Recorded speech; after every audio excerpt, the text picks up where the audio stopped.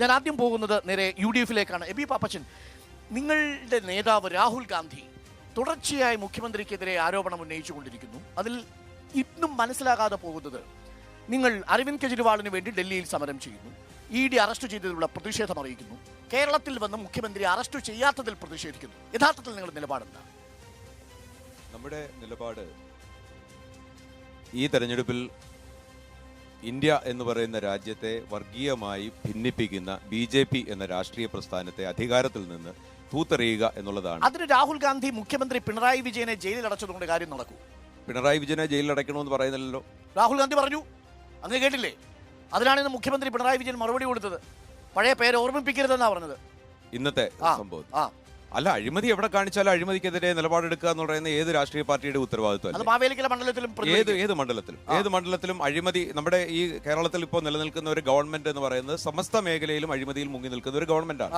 ആ ഗവൺമെന്റിന് ഒരു ഷോക്ക് ട്രീറ്റ്മെന്റ് കൊടുക്കുന്നതിന് വേണ്ടിയുള്ള ഒരു ഇലക്ഷൻ കൂടിയാണ്. ഇന്ത്യ മുന്നണിയിൽ നിങ്ങൾക്കൊപ്പം നിൽക്കുന്ന ഒരു കക്ഷിയുടെ ഒരു സംസ്ഥാനം ഭരിക്കുന്ന മുഖ്യമന്ത്രിയെ ജയിലിൽ അടച്ചുകൊണ്ട് ആ ഇന്ത്യ മുന്നണി എങ്ങനെ അധികാരത്തിൽ വരും സാർ? ഇന്ത്യ മുന്നണി എന്ന് പറയുന്ന ഒരു തലത്തിൽ ഒരു ഇലക്ഷനെ നമ്മൾ കണ്ടസ്റ്റ് ചെയ്യുന്ന സമയത്ത് ഏറ്റവും പ്രധാനപ്പെട്ട ഒരു കാര്യം എന്ന് പറയുന്നത്, ഏറ്റവും പ്രധാനപ്പെട്ട ഈ ഇന്ത്യ മുന്നണിയുടെ ഒരു കാഴ്ചപ്പാടെന്ന് പറയുന്നത് വർഗീയ കക്ഷിയായ നമ്മുടെ നാട്ടിലെ ജനങ്ങളെ രണ്ടായി ഭിന്നിപ്പിക്കുന്ന തരത്തിലുള്ള ആ ഒരു ഗവൺമെന്റിനെ അധികാരത്തിൽ നിന്ന് മാറ്റി നിർത്തുക എന്നുള്ളതാണ് ഇന്ത്യ മുന്നണിയുടെ ഏറ്റവും പ്രധാനപ്പെട്ട ലക്ഷ്യം. അതോടൊപ്പം തന്നെ ഏറ്റവും പ്രധാനപ്പെട്ടതാണ് അഴിമതിരഹിതമായിട്ടുള്ള ഒരു സംവിധാനം ഒരു സംസ്ഥാനത്ത് ഉണ്ടാവുക എന്നുള്ളത് വളരെ പ്രധാനപ്പെട്ട ഒരു കാര്യമാണ്. കേരളത്തിൽ നിങ്ങളുടെ മുഖ്യ ശത്രു ആരാ? കേരളത്തിൽ എവിടെയും നമ്മുടെ മുഖ്യ ശത്രു BJP തന്നെയാണ്. പിന്നെ അതാണ് എന്റെ ചോദ്യം. എങ്കിൽ പിന്നെ രാഹുൽ ഗാന്ധി ഈ ഊർജ്ജം പാഴാക്കുന്നത് എന്തിനാ മുഖ്യമന്ത്രിക്കെതിരെ? BJPക്കെതിരെ നിലപാടെടുക്കുന്നതോടൊപ്പം തന്നെ കേരളത്തിൽ അഴിമതിയിൽ മുങ്ങി നിൽക്കുന്ന ഒരു ഗവൺമെന്റിനെതിരെ നിലപാടെടുക്കുക എന്നുള്ളതാണ് കോൺഗ്രസിന്റെ നിലപാട്. ഓക്കെ, നോക്കൂ വേണുഗോപാൽ, അതാണ് കോൺഗ്രസിന്റെ നിലപാട്. ഒരു ദ്വിമുഖ തന്ത്രമാണ്. അവിടെ ദുർഭരണത്തിനെതിരെ കേന്ദ്രത്തിനെതിരെ പ്രതിഷേധിക്കും, ഒപ്പം സംസ്ഥാനത്തെ മുഖ്യമന്ത്രി പിണറായി വിജയന്റെ കെടുകാര്യ സ്ഥിതിക്കെതിരെയും പ്രതികരിക്കും. അതാണ് രാഹുൽ ഗാന്ധി ചെയ്യുന്നത്. അതിന് പഴയ പേരൊക്കെ ഓർമ്മിപ്പിക്കുന്ന തരത്തിലേക്ക് പോകുമ്പോൾ നിങ്ങളും ഈ കൂട്ടുകക്ഷി രാഷ്ട്രീയത്തിന്റെ മര്യാദ മറക്കുകയല്ലേ? കോൺഗ്രസ് പാർട്ടിക്ക് ഇക്കാര്യത്തിൽ ഒന്നും നിലപാടില്ല എന്നുള്ളതാണ് ആ പാർട്ടി നേരിടുന്ന ഏറ്റവും വലിയ ദുര്യോഗം. അത് ഈ വിഷയത്തിൽ നമ്മൾ പ്രത്യക്ഷമായി വന്നിരിക്കുകയാണ്.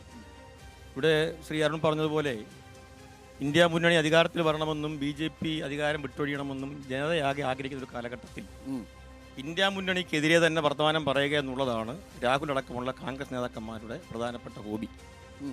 നമുക്കറിയാം, ഈ കാര്യത്തിൽ മാത്രമല്ല, അവർക്ക് ഇന്ത്യൻ രാഷ്ട്രീയം നേരിടുന്ന നിരവധിയായ പ്രശ്നങ്ങളിൽ നിലപാടില്ല. നോക്കൂ, മുഖ്യമന്ത്രി ഈ രാഹുൽ ഗാന്ധി ആദ്യ പ്രചരണത്തിൽ വരുന്ന സമയം മുതൽ ഈ രാഹുൽ ഗാന്ധിയെ നിങ്ങൾ പ്രകോപിപ്പിച്ചുകൊണ്ടിരിക്കുകയാണ്. ആദ്യം നിങ്ങൾ പറഞ്ഞു CAയുടെ കാര്യത്തിൽ വോട്ട് ചെയ്തിട്ടില്ല എന്ന് മുഖ്യമന്ത്രി പച്ചക്കള്ളം പറഞ്ഞു. അതിനുശേഷം കോൺഗ്രസുകാരെ തെളിവ് തിരുത്തി. 80 വോട്ടിൽ കോൺഗ്രസിന്റെ വോട്ടുണ്ട് CAക്കെതിരെ വോട്ട് ചെയ്തവരിൽ. രണ്ടാമത് നിങ്ങൾ പതാക ഉയർത്തുന്ന കാര്യത്തിൽ കോൺഗ്രസിനെ സംരക്ഷിക്കാൻ കഴിയുന്നില്ല എന്ന് പറഞ്ഞു. അതും അവരുടെ ആഭ്യന്തര കാര്യമാണെന്ന് അവർ വിശദീകരിച്ചു. അപ്പം നിരന്തരം നിങ്ങൾ ഇങ്ങനെ ആക്രമിച്ചാൽ ആരായാലും പ്രതികരിച്ചു പോകും. അതേ രാഹുൽ ഗാന്ധി പ്രതികരിച്ചു. ആ പ്രതികരണം അങ്ങനെ വരട്ടെ. രാഹുൽ ഗാന്ധിയെ പോലെ ഒരു ദേശീയ നേതാവ് ഇങ്ങനെയാണോ ഇന്ത്യയിൽ പ്രതികരിക്കേണ്ടത് എന്നുള്ളതാണ് പ്രധാനപ്പെട്ട രാഷ്ട്രീയമായ വിഷയം. ഇവിടെ EDയെ സംബന്ധിച്ച് ബഹുമാന്യ സുഹൃത്ത് പറഞ്ഞല്ലോ, EDയെ കുറിച്ച് അവരുടെ അഭിപ്രായം കേരളത്തിലൊന്ന്, മംഗലാപുരത്ത് കഴിഞ്ഞാൽ വേറൊന്നാണ്, കർണാടക ചെല്ലുമ്പോഴത്തേക്ക്. അപ്പോൾ ഓരോ സംസ്ഥാനത്തും ഓരോ നിലപാടാണ്. ED എടുക്കുന്ന നിലപാടിനോട് അവർക്ക് എന്താ അഭിപ്രായം? അവരുടെ EDയുടെ അന്വേഷണമെല്ലാം സുതാര്യമാണോ, സത്യസന്ധമാണോ, ആത്മാർത്ഥമാണെന്നാണോ കോൺഗ്രസ് പറയുന്നത്? അങ്ങനെയാണെങ്കിൽ കോൺഗ്രസ് പലതിനും മറുപടി പറയേണ്ടി വരും. രാഹുൽ ഗാന്ധിയുടെ അളിയൻ, പ്രിയങ്കയുടെ ഭർത്താവ്, സോണിയാഗാന്ധിയുടെ മരുമകൻ കോടിക്കണക്കിന് രൂപ ഇലക്ടർ ബോണ്ടിലൂടെ BJPക്ക് സംഭാവന നൽകിയ ചരിത്രമടക്കം പുറത്തു വരികയാണ്. അപ്പോൾ ഈ പറയുന്ന ഇതെല്ലാം കൂടെ ചേർത്ത് വായിക്കുമ്പം ഇന്ത്യ മുന്നണി എന്നൊക്കെ വർത്തമാനം പറയുന്ന ഇവർ കേരളത്തിലടക്കമുള്ള സംസ്ഥാനങ്ങളിൽ ഇന്ത്യ മുന്നണിയെ ശക്തിപ്പെടുത്തുകയാണോ ദുർബലപ്പെടുത്തുകയാണോ എന്നുള്ളതാണ് ഇന്ന് ഇന്ത്യ നേരിടുന്ന. ഞാൻ NDAയിലെ പ്രതിനിധിയിലേക്ക് വരുന്നതിന് മുൻപ് ആ ചോദ്യം ഇതാണ്. രാഹുൽ ഗാന്ധി പറഞ്ഞത് എന്താ? ഈ NDAക്കെതിരെ, നരേന്ദ്രമോദിക്കെതിരെ രൂക്ഷമായ ഭാഷയിൽ ആര് വിമർശിച്ചോ 24 മണിക്കൂറിനകം അവരുടെ വസതിയിലേക്ക് EDയും CBIയും എത്തിയിട്ടുണ്ട്.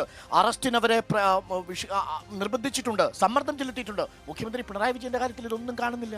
മുഖ്യമന്ത്രി പിണറായി വിജയൻ പറഞ്ഞതാണ് ശരി. മടിയിൽ കനമുള്ളവനെ വഴിയിൽ ഭയക്കേണ്ടതുള്ളൂ.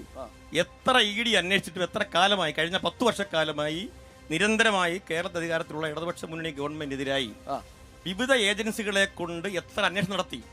ഓരോ തെരഞ്ഞെടുപ്പ് വരുമ്പോഴും ഓരോ ഏജൻസികൾ കേരളം എന്ന് പറഞ്ഞ കൊച്ചു സംസ്ഥാനത്ത് വട്ടമിട്ട് പറഞ്ഞിട്ടും ഒന്നും കണ്ടുപിടിക്കാൻ കഴിയുന്നില്ല എന്നുള്ളതിൽ കോൺഗ്രസ് പാർട്ടി എന്തിനാ വിഷമിക്കുന്നേ? പിണറായി വിജയനെതിരായ എന്തെങ്കിലും തെളിവുകൾ ഉണ്ടെങ്കിൽ സ്വാഭാവികമായും ഇന്നത്തെ രാഷ്ട്രീയ സാഹചര്യത്തിൽ അത് നടപടിയുമായി ED പോകത്തില്ലേ?